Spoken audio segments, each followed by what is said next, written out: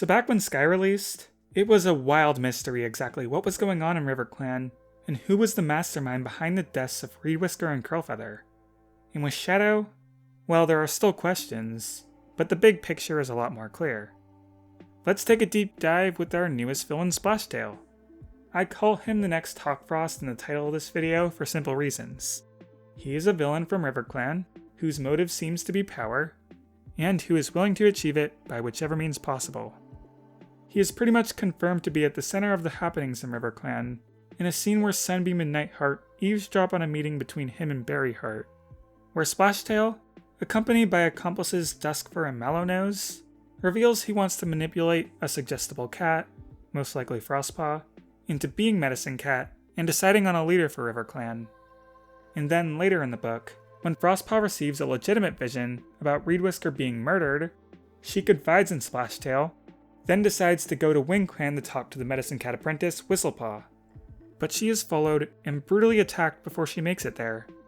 Of course, Splashtail is most certainly the attacker, as he's the only cat she told about her secret mission, and he, being the villain, would want to cover up other cats knowing Reed Whisker was murdered. In my previous video on this topic back when Sky was released, I pointed to Duskfur and Curlfeather as the cats I suspected of collaborating together in the deaths of Misty Star and Reed Whisker, and this still tracks. Duskfur is seen with Splashtail, and Curlfeather is suspected by Frostpaw herself in this book.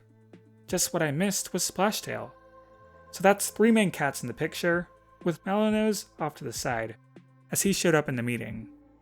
Splashtail being introduced actually explains the biggest hole in that theory, that we can't expect Duskfur to be capable of killing her own daughter.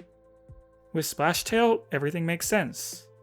The RiverClan mutineers carried out their plans with the goal being that Curlfeather would be the next leader, Duskfur and Curlfeather being the loudest voices within that group, but Splashtail was very annoyed that he wasn't selected, so he goes behind the backs of everyone and sets out the trap to kill Curlfeather with dogs, and then befriend Frostpaw so the apprentice could eventually make him the leader. And what's most interesting about the situation is that Curlfeather does not suspect Splashtail. Her last words to Frostpaw is "trust no cat." She doesn't say Splashtail's name because she didn't have any suspicions for him in particular. And when Curlfeather talks to Frostpaw, she tells him to look beyond the obvious choices as to who the next leader will be. This is noted to be the exact advice Splashtail gave to her earlier. How could this happen? Well, maybe she was watching them as a ghost, and just still trusts Splashtail enough to parrot his advice. Splashtail could be so good at manipulation that the cat he betrayed might still be on his side on his journey to become leader. I mean, he has a really hard time of getting that job done, unwanted crush and Owlnose shenanigans and all that, but the motive is there. And for once I'm going to say that it does not go much deeper than that. He's not secretly being manipulated by the Dark Forest or stumbling his way into having powers greater than StarClan. He is just being a stinker because he thinks being the leader of RiverClan would be the coolest thing ever. I mean, look at our other main villains for this arc, Berryheart and Tigerstar. They do have complicated backstories leading them to become the villains they are, but their goals are relatively simple. Berryheart wanting to stop cats from other clans from swapping into Shadow Clan, and Tigerstar believing his help is necessary to keep RiverClan from dissolving.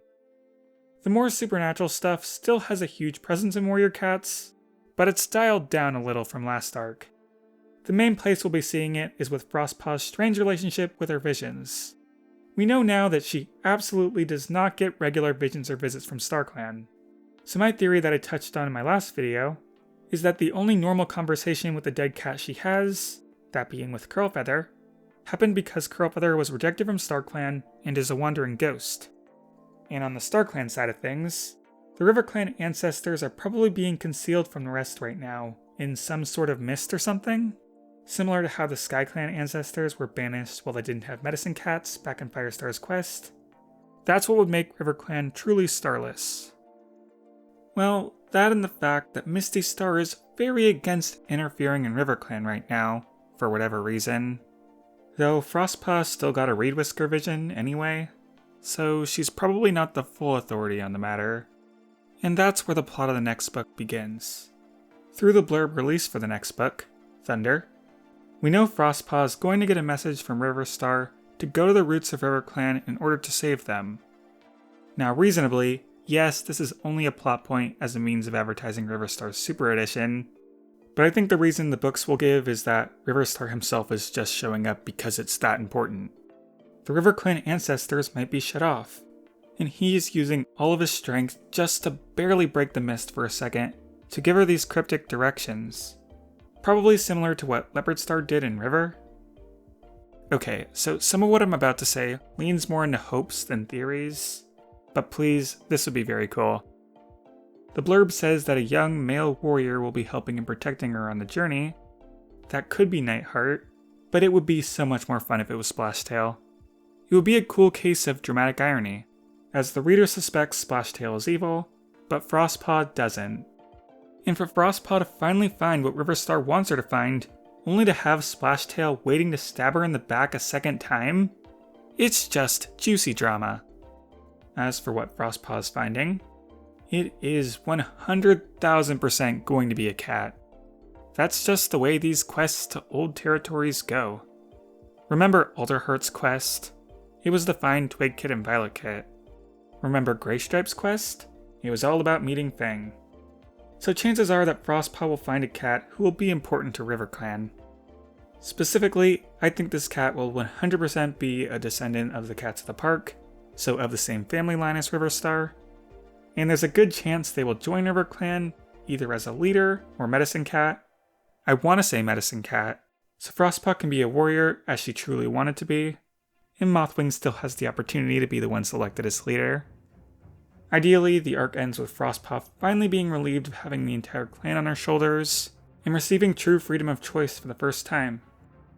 As for Splashtail, I want the world for him. Any defeat earlier than Book 6 will be a massive disappointment. Fairyheart and Tigerstar's villains are good fuel for an eventual war in the clans, but they can't quite give us the lovely chaos that Splashtail could provide. If they do find a new medicine cat on the quest, Splashtail could try to manipulate that cat into choosing him to be leader, or he could just orchestrate a bunch of shenanigans to keep Frostpaw out of River Clan for as long as possible, in order to stall or stop her from telling cats Reed Whisker was murdered. Meanwhile, Duskfur and Mellownose try to pin some other random cat, or themselves, to be the Medicine Cat Authority. Maybe Owlnose could reveal the true reason he was nervous and refused his leadership was Splashtail threatening to kill him. Probably not. I'm just throwing out random ideas at this point. Because everything Splashtail has orchestrated so far is just so random, and I am here for it. Please, writing team, by all means, surprise me. That's what made Splashtail interesting so far, and I truly look forward to whatever comes next for him. Alright, bye everyone!